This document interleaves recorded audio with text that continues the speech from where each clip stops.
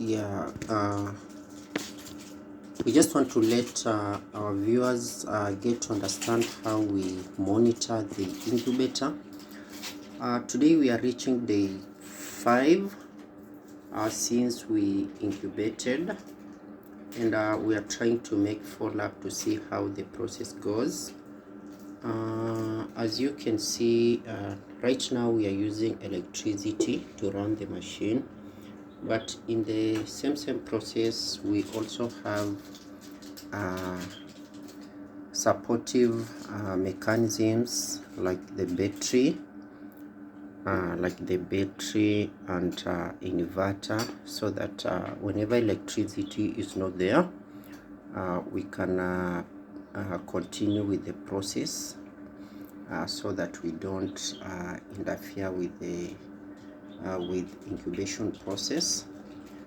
In the very same issue, we make follow-up so that to make sure we monitor water levels, temperature, humidity, and also to at least get to know whether the fans are moving, bells are on, signals for hens or cock, just to justify, to get to know whether the process is on and everything is right. So this is a daily routine to make sure everything is okay. Water is being added on a daily process for us to make follow-up on the water level, for the process to water actually helps to control humidity, that controls the process, and actually this is what takes place throughout the incubator as we monitor the process.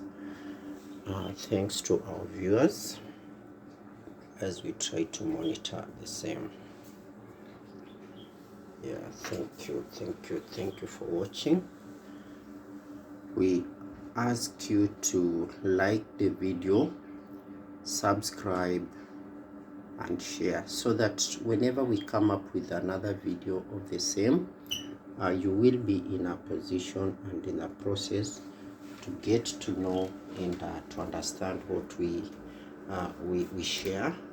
So kindly feel free to share, to like and subscribe our videos.